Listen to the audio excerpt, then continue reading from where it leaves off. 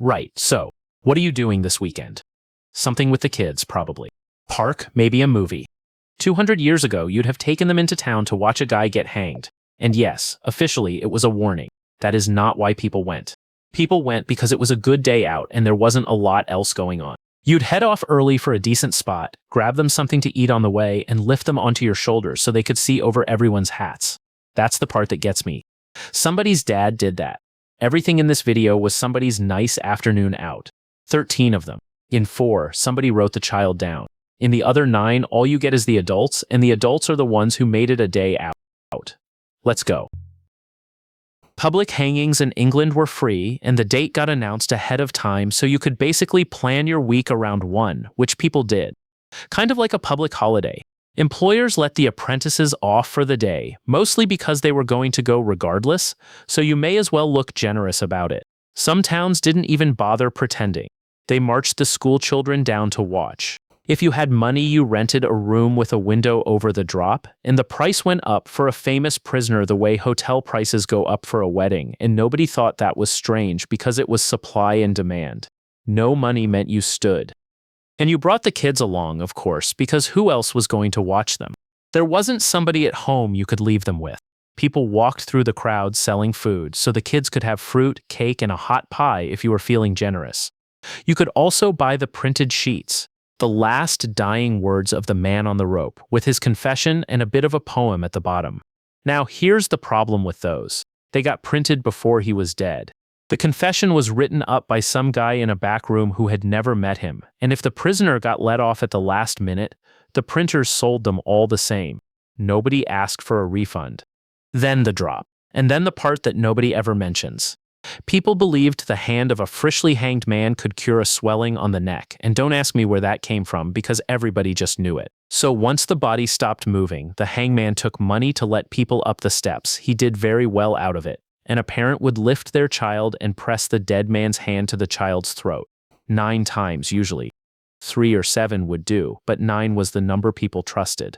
There is a case of a 9-month-old handed up to the executioner who took a hand off each of the dead men in turn and stroked the child across the face with it. Then you all went home for dinner. Here's a question. What do you figure was the most dangerous thing at a public hanging? It wasn't the rope. In 1807, outside Newgate Prison, about 40,000 people came out to watch 3 people die. I mean, 40,000 people in one street. A cart packed with spectators broke under them, somebody's pie basket went over in the panic, and the whole crowd folded in on itself the way a crowd does when it has nowhere to go. At least 27 of them were crushed to death. In the street, before anything had started, all 3 were hanged on time, because taking them back down would have been a waste. Britain stopped hanging people in public in 1868, and it wasn't because anybody had decided it was cruel. They stopped because the crowd itself had gotten embarrassing. Say the whole thing finished early, and you've still got the afternoon. So where do you go next? After some hangings, the body didn't get buried, which was the whole point. It got locked into a cage of iron straps and hoops built around it, then hung off a post beside a main road, about 30 feet up, usually where he did it. The post got tarred so it would stand for years, which tells you what they were planning. That was called a gibbet. There is a word for it, which tells you how often it came up, and then it stayed there. When I say stayed, I don't mean a week. One man, Spence Broughton, went up outside Sheffield in 1792. Thousands came out to look at him in the first few days, and the local businesses noticed straight away. The pub near the spot did the best trade in its history, which the landlord presumably did not lose sleep over. The publican said the common was like a fair. Broughton stayed up there for 36 years. Long enough that people born after he died grew up with him in the background, the way you grow up with a mailbox on the corner. You stop seeing it after a while. People went out for the afternoon specifically to look at one, and took food with them, of course. The posts went up on high ground so the cage could be seen, which meant the spot underneath had a lovely view. So that's your Sunday. A walk, a picnic, and a man hanging in a cage. They stopped gibbeting in 1834, later than most would guess. Some cages ended up in museums, and you can still go and look at one today, which means the day out has outlasted the man in it. Right, quick one. The pillory was basically a wooden frame in the town square that locked a man's head and hands in place for an hour while the town came by and looked. And they didn't come just to look. People threw things. That was the point of the hour. Because the crowd threw things, there were people selling things to throw. In 1810, when the men taken in a raid on a pub in Vere Street went up, the butcher's men carried buckets of blood and offal from St. James's Market, and the women had built pyramids of mud balls in advance, stacked like shot. It's a coconut shy with a man in it. Sometimes it actually killed him. In 1780, a man died in the pillory in London from what got thrown at him. William Smith. A stone under the ear, after half an hour. The man beside him lasted the hour, beaten so badly it was doubted he'd recover. No judge had sentenced either of them to die. The sentence was an hour of standing there. Then again, sometimes the crowd was on your side. When Daniel Defoe stood in one in 1703, they drank his health, and his friends worked the crowd selling copies of the poem he'd written about it. The flowers people always mention are probably a later embellishment, so it came down to whether the town liked you, which is a lottery. It stayed on the books until 1837, though from 1816 only for perjury, and the last man to stand in one did it in 1830. Now, Shrove Tuesday. You know Shrove Tuesday. Pancakes, lemon, a bit of sugar. For a few hundred years in England there was another thing attached to that day, and the children were right in the middle of it. You tied a rooster to a stake in a field. Then you paid your twopence, stood back 22 yards, and threw a heavy stick at it. That bought you 3 throws.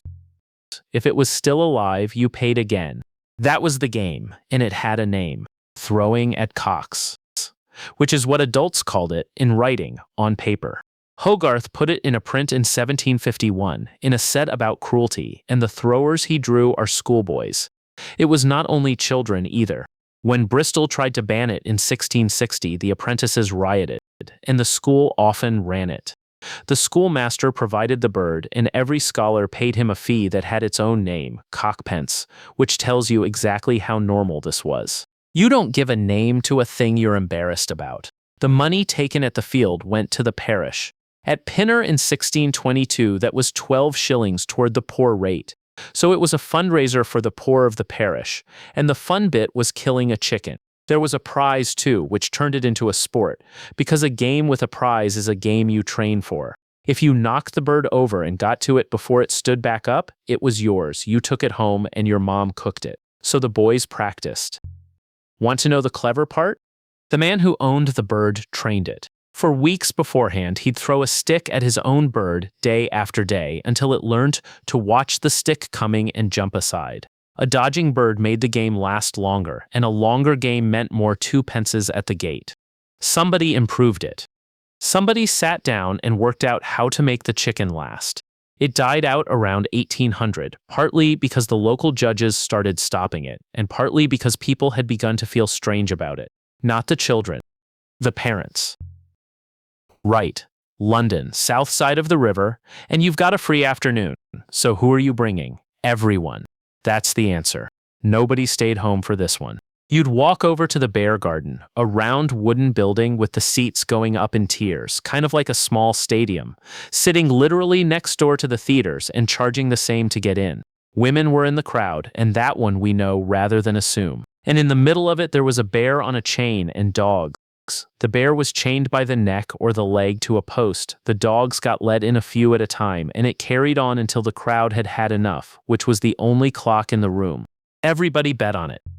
Everybody knew the bears by name, the way you know the players on a team. Sackerson, Ned Whiting, Harry Hunks. Shakespeare put one of those names in a play because he knew the audience would get it. Harry Hunks was blind. That was his job.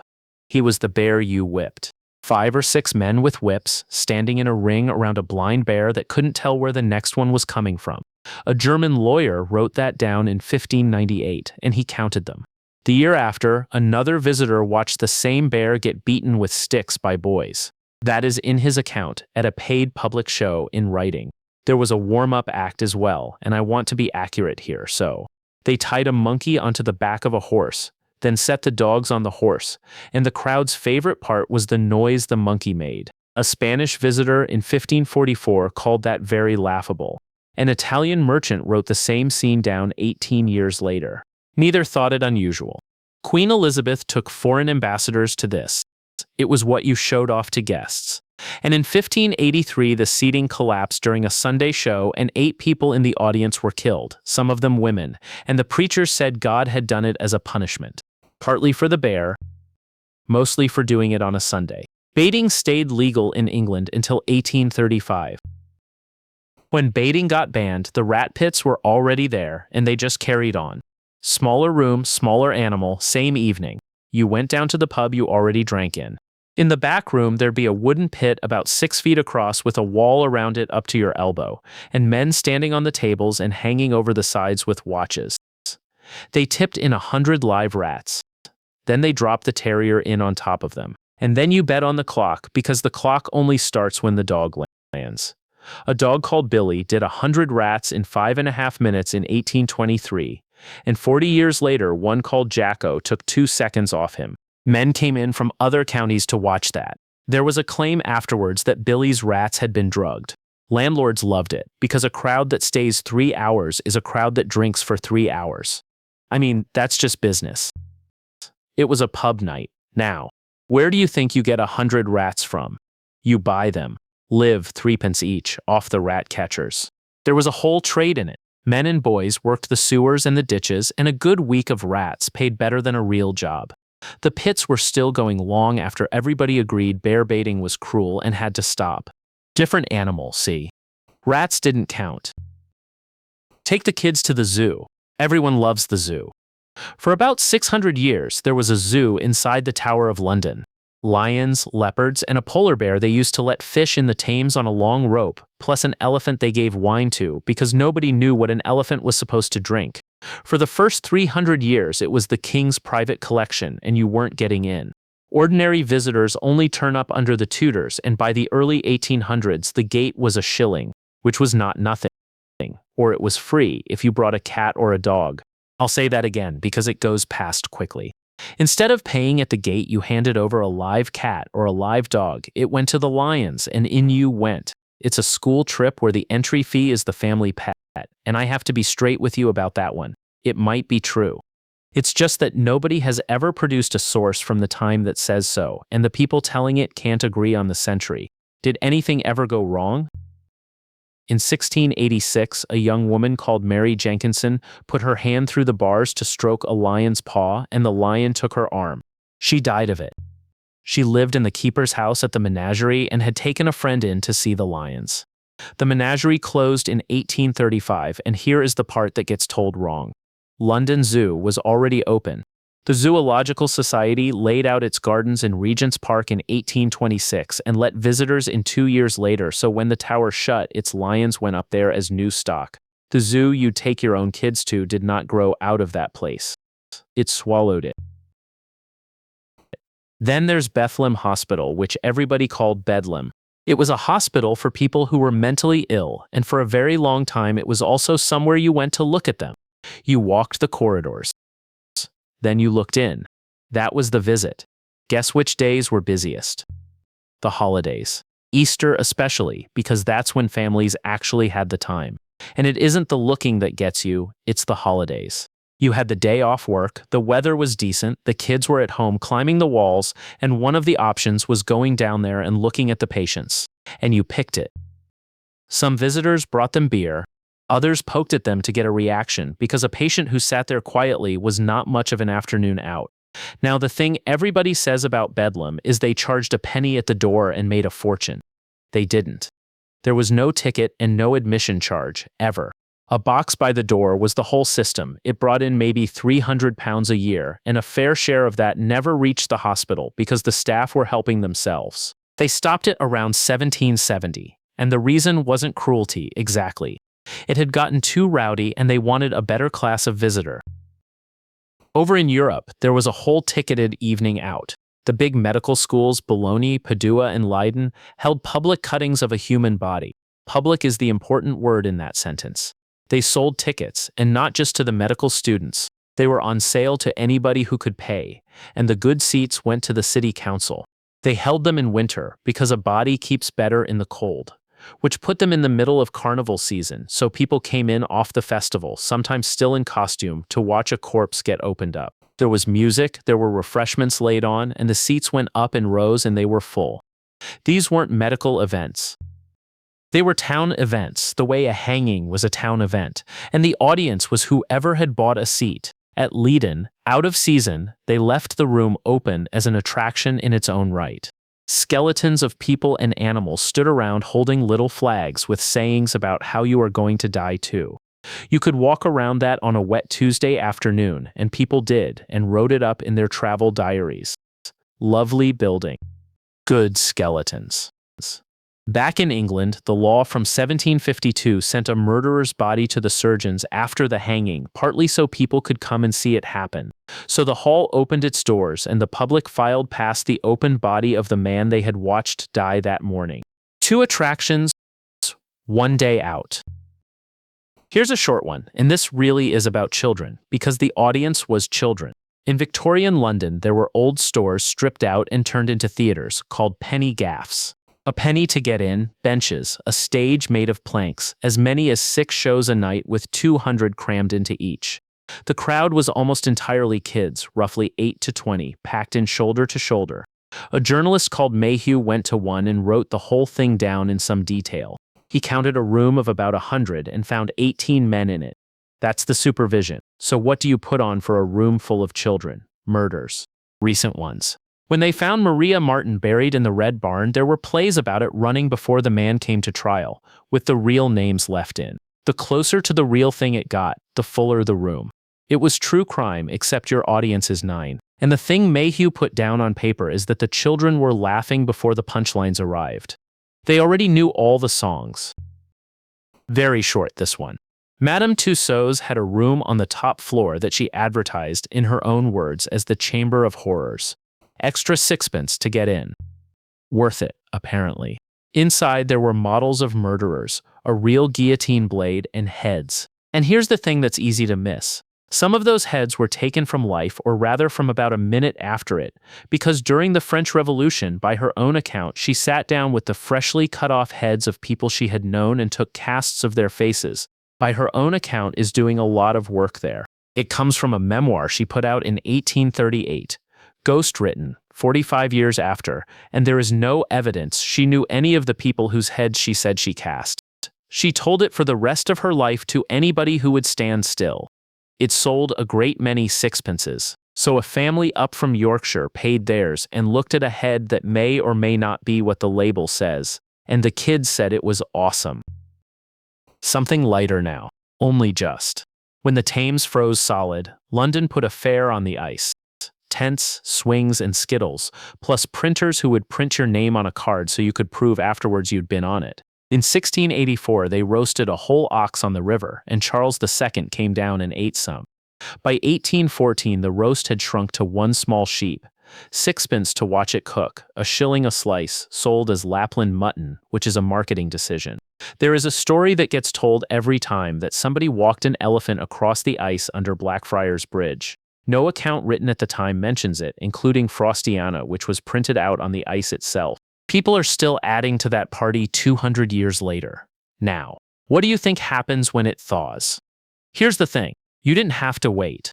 On the 1st of February, a plumber called Davis went through the ice near Blackfriars. 3 days later, a mass of ice above Westminster Bridge broke away with 2 young men on it, and they drowned. The fair carried on.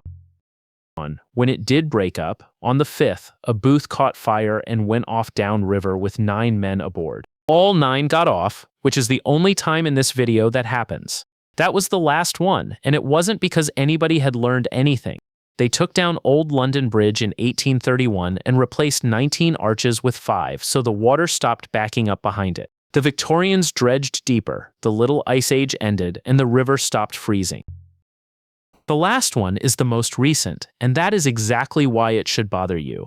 In September 1906, the Bronx Zoo in New York put a man in the monkey house. His name was Oda Benga. He was Mbuti from the Kasai River region, brought over for a World's Fair, and the zoo put him in an enclosure with an orangutan and hung a sign next to him with his height and weight on it like a label. 40,000 people came through in a single day. The staff laid bones on the floor to suggest he ate people because his teeth had been filed to points. Somebody had to be told to do that. Then they let him out into the grounds, and the crowd chased him through the zoo, howling and jeering and yelling, poking him in the ribs. He needed a police escort. Black ministers in New York started protesting almost immediately, and they are the reason he got out. It took about 3 weeks. A white pastor spoke up too. The Hearst papers called it a disgrace, and by the end, Benga was fighting back. He never really got home after that. He died in Virginia in 1916 by his own hand. And if you're sitting there thinking that's America and it was a long time ago, then here's Brussels. In 1958, at the World's Fair, Belgium built a Congolese village behind a bamboo fence so visitors could walk past and look at the people inside. About 600 were brought over, roughly 120 on display at a time. They did not live there. Every night they were bussed 15 kilometers out to a compound at Tervuren and back. That's 1958. There are people who went to that fair still alive right now, which is inside a single human lifetime. Visitors threw bananas over the fence. The Congolese asked to be sent home, and the display got shut early, which is the only reason that story has an ending. Neither of these was hidden. Neither was adults only. They were both somewhere you took a child on your day off. So, what did you do this weekend? None of this was a scandal at the time. Nobody was hiding it, and nobody needed to. Where somebody did object to the thing itself, they were the exception, and they were right. Most of the complaining was about the noise, or the Sunday, or the class of person turning up. 4 times in this video, somebody wrote the child down. A 9-month-old lifted to an executioner. Schoolboys in a picture from 1751. Boys with sticks around a blind bear. A room of 100 children with 18 men in it. The other 9, nobody bothered, and that is not evidence the children weren't there. It's evidence that a child at a day out was the least remarkable thing in the room. None of them snuck in. They were brought, lifted up for a better view, handed something to eat, told to stop fidgeting, walked home and put to bed. Every step of that is a parent doing a parent thing. Those children grew up, had kids of their own, and took those kids along to whatever the new version was. Because that's what you do on a day off. That's the thing about ordinary history. It never feels like anything at the time. There'll be something you did this year, with your kids on a nice day, that somebody is going to talk about exactly like this in 200 years.